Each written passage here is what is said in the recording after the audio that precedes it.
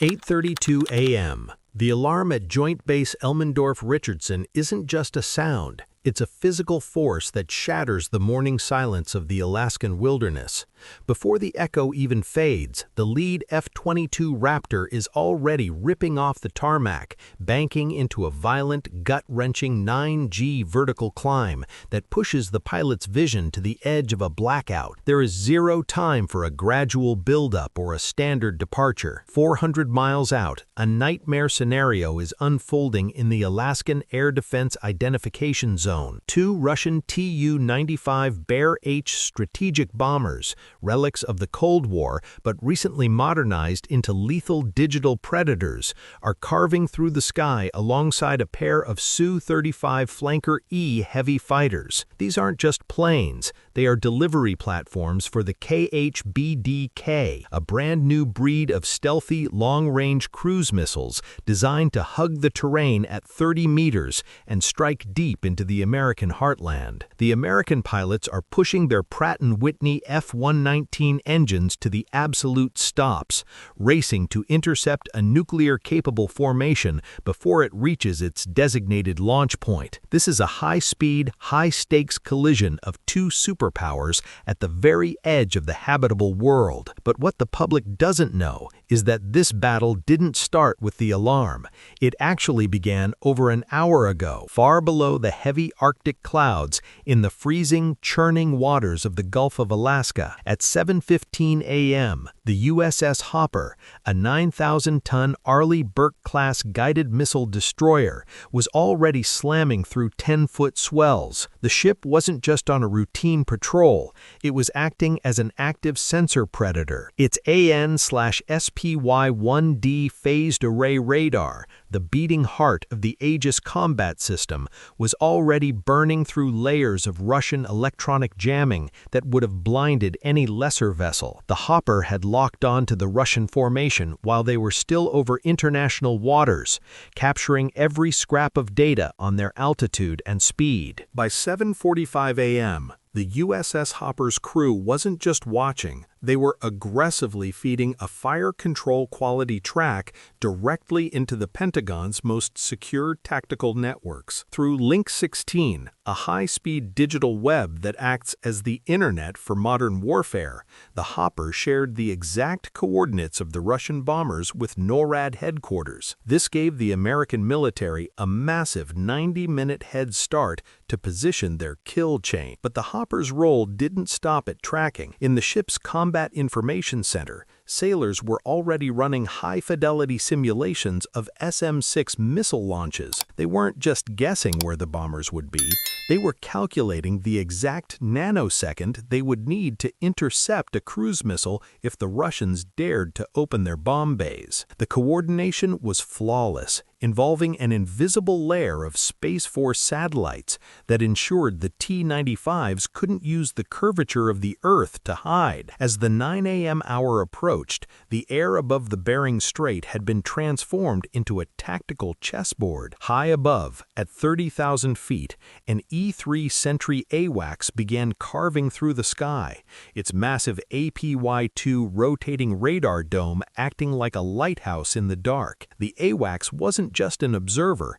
it was the puppet master, actively directing the F-22 Raptors into a stealthy pincer movement that the Russian pilots couldn't even dream of. The T-95 Bear H bombers are notoriously loud, their massive turboprop engines creating a sonic signature so powerful that US Navy underwater sensors can actually hear them through the water. But the Russian Su-35 escorts were trying to be clever, using their Irbis-E passive radar to sniff out the American fighters without giving away their own position. What they didn't realize was that they were flying into a digital trap where every one of their sensors was being fed a lie. As the clock hit 9:12 a.m., the lead F-22 Raptor pilot executed a split S maneuver, diving from the blinding glare of the sun to stay buried in the Russian fighters' blind spots. He wasn't using his own radar. That would be like turning on a flashlight in a dark room. Instead, he was receiving a live, lag-free data feed from the AWACS and the USS Hopper directly into his helmet-mounted display. The American jets were utilizing their APG-77 radar in a low probability of intercept mode, hopping across thousands of frequencies so fast that the Russian sensors dismissed the signal as mere background static. This is the pinnacle of cognitive electronic warfare,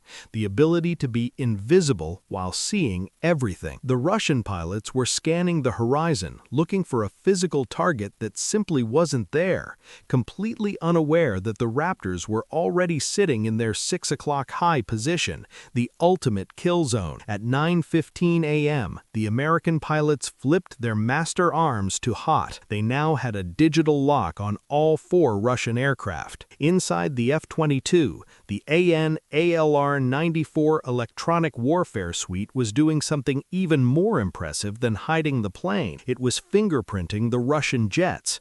It was cataloging every radar pulse and radio frequency the Su-35s were using, saving that data to be analyzed by supercomputers back on the mainland. The Russians were flying into a trap where every move they made was being countered by a system of systems they couldn't even see. They were effectively prisoners in a digital cage, and they didn't even know it yet. The Russian pilots received their first true shock at 9:20 a.m. Without a single beep from their electronic warfare suites. 2 F-22 Raptors suddenly materialized right on their wingtips. The American jets didn't just fly up to them, they used their extreme stealth and superior speed to effectively teleport into the Russians' visual range. One moment the sky was empty, the next $100 million of American air dominance was staring them in the face. The F-22s performed a slow, high angle of attack maneuver, utilizing their unique thrust vectoring engines to hover effortlessly alongside the aging Russian turboprops. It wasn't just a physical intercept, it was a psychological message. The message was clear: we've been here for 20 minutes, and you never saw us. If this were a real war, you'd already be gone. Every American fighter was armed for a fight they knew they'd win. Each Raptor carries 6 AIM-120D AMRAAMs hidden in internal bays to maintain its perfectly smooth, stealthy profile. These missiles have a range of over 100 miles and their own active radar seekers, meaning they can find and destroy a target even if the pilot turns away. But for close-in work, the F-22 also carries the AIM-9X Sidewinder. This is an off-bore sight weapon, meaning the pilot can shoot down a Russian jet just by looking at it through his visor, even if his plane is pointed in the opposite direction. The Russian pilots, realization finally sinking in, were now facing the most lethal air-to-air platform ever conceived, and their only option was to play along or face an immediate, catastrophic end. By 9:35 a.m., the tension reached a breaking point. The Russian Su-35 pilots, perhaps feeling the sting of being humiliated, attempted to get aggressive. They banked hard toward the Americans, testing to see if they could force the F-22s to break formation. But the Raptor pilots didn't even flinch. They used the F-22's unmatched maneuverability to stay glued to the 6 o'clock position of the Russian fighters. While the Su-35 is a formidable beast with its 3D thrust vectoring engines, it was carrying heavy external fuel tanks and R-77 missiles that ruined its aerodynamics. In contrast, the F-22, with all its weapons stored internally, was as slick and precise as a surgeon's scalpel. The American pilots remained chillingly calm, their communications handled through a secure, jam-resistant system that ensured their voices never wavered. There is a specific kind of satisfaction in watching a $300 million Russian formation get put into a tactical cage by 2 pilots who haven't even broken a sweat. But while the air air-to-air drama was unfolding, the U.S. Navy was providing a massive layer of insurance from the surface. At 9:45 a.m., the USS Hopper and its sister ship, the USS Kidd, had their Mark 41 vertical launch systems in a high state of readiness. Each of these destroyers is a $1.8 billion masterclass in multi-domain defense. If the Russian bombers had dared to launch even a single cruise missile, the destroyers were prepared to respond with the SM-6. This $4.3 million interceptor is a miracle of modern engineering, capable of killing everything from sea-skimming missiles to ballistic threats in their final descent. Because of cooperative engagement capability, the Hopper could fire an SM-6 based on data from the AWACS plane, hitting a Russian missile before the ship's own radar could even see it over the horizon.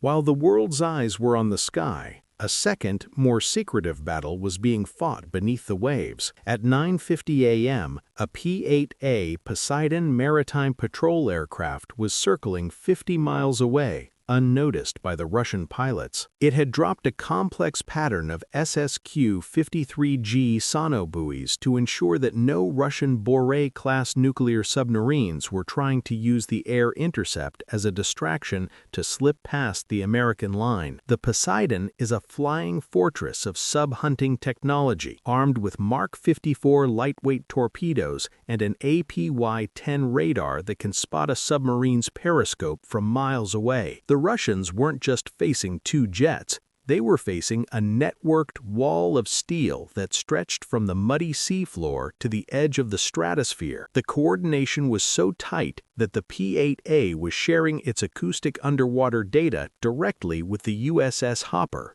which in turn fed the big picture back to the F-22s. This is the very definition of unstoppable power. It creates a god's eye view of the battlefield, where every enemy move is not just seen, but anticipated. By 10:15 a.m., American endurance was put on full display as a KC-135 Stratotanker met the F-22s over the Beaufort Sea for a mid-air refueling. The Raptors can stay in the air as long as the pilots can stay awake, supported by a logistics chain that never runs out of gas. It costs roughly $85,000 per hour to keep a single F-22 in the air, but when the stakes are the protection of the entire North American continent, the return on investment is undeniable. Think about the cold hard economics of this encounter. For the price of a small real estate development, the U.S. military just proved that the entire Russian strategic bomber fleet is effectively obsolete. By spending approximately $2.5 million on this single operation, the U.S. protected the Alaskan oil pipelines, the port of Anchorage, and shipping lanes that carry billions of dollars in trade every year. The Russian T-95s, which cost millions to maintain and fly, were forced to turn back without achieving a single objective. Their invisible KH-101 cruise missiles never even had a chance to leave the rack. This isn't just a military victory, it's a massive win for the American economy. It signals to global markets that Arctic trade routes are secure and that American energy infrastructure is untouchable. The professionalism of the KC-46 Pegasus boom operator at 10:20 a.m. is a perfect example of the human element behind the machines. While the jets are bobbing in the violent Arctic turbulence, the refueling boom is guided with millimeter precision. This allows the F-22 pilots to keep their eyes locked on the Russian bombers, even while they're taking on fuel. It's a seamless transition that most air forces in the world struggle to perform in broad daylight, let alone in the high-stress environment of an active nuclear intercept. The Russians were watching a level of military maturity and technical integration that they simply cannot match, and the realization was beginning to show in their flight patterns. At 10:45 a.m., the Russian bombers finally gave up the ghost.